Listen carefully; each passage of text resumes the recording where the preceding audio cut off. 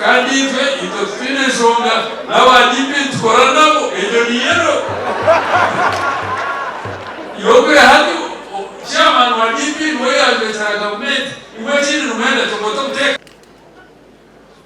Bishop wa Western Uganda kiraje yone atubera mushamushe cyumba gayenda ya mkama our chief guest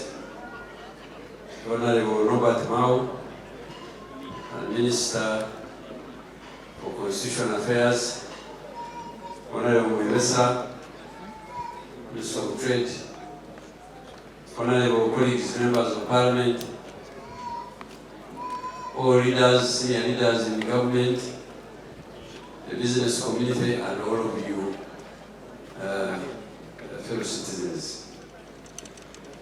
Nashemerwa mnonga kuija Bishop Okanyeta, I'm in your neighborhood. I'm also in interest of Rome, Yomutuzi, Yamabaka, Nabuna Nibisinjiro, and Takubasa Kubura Pija Kombe Kayeka Yamkam. Nanyanakuaga Mravaseva Navanyabu, Waza Kubara, Esente, Izavan Tokshi Shabuizo, Sakuzum to Yomugash. Nyingi mrungu abantu tutosha nibagana ko kwano mbekayeka ya mkame sente muziyomu yesagreka station kwa wano mbekayeka ya mkama c'est continuous process kandi twe government ya NRM Archbishop no mayamu president wetu imwe na wale wakapata nazi involvement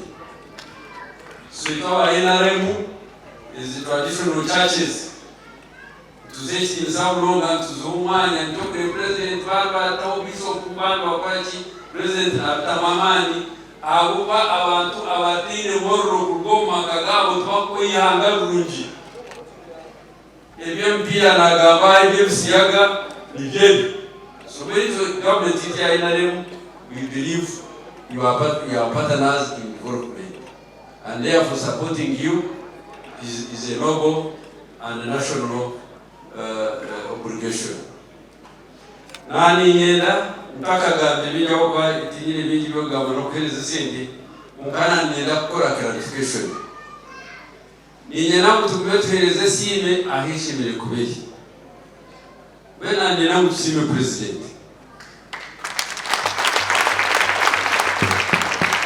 Ebona le bugabano ya agamba ahakaru veterana office. Wana yongana no nyangwa akagura abaguzi utimu makuyagenze tugejizo kuka wana yongana no yaguze kirisi so abantu bimukizo bwali kurukabaringa government asset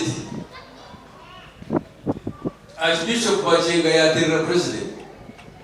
so tatu yo cabinet tipo na kwa storage hali president ya kora ruling if it is a Catholic church put it to rest. And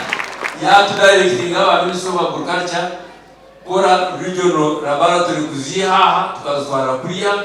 baka expanding church yabo ngoko barukwinda mwena nyiragambira Bishop uyoye the president second phase ajimale because you solved this nonsense.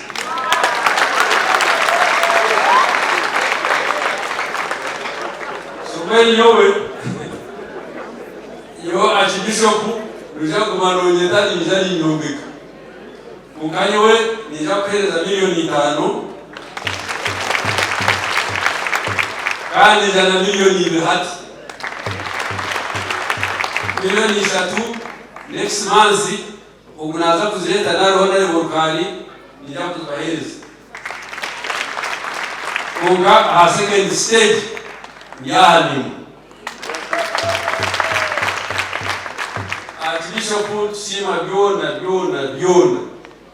imutwora gachachi abuka utiko kwanuriba izita wakwesende ziroba kwefuru bitabuza government so nabo cyo tubasima kandi abantu egikereze matanga stumye yitu ntona mutiyombe je nito tushekire na Kampala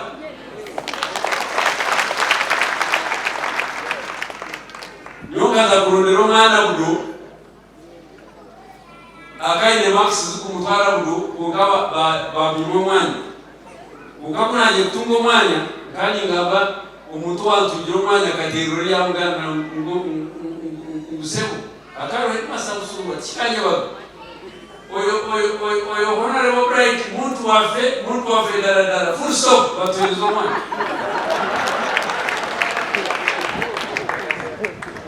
kakate eno sente yafe dara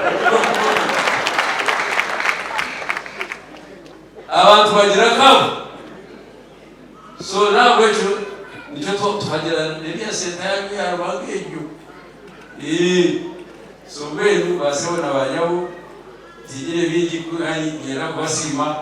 munotra tukure byona muri abantu bahereza miliyoni 2 abantu babahinji ijuru rwangisese amange go kutere yero kademyo kumama nyangu no ate urwa ngani yero kandi fe ito fine songa nawa dipi tkoranamo ejo ni yero yobe hadi chairman wa DP moya betara government imagine numenda tokoto teka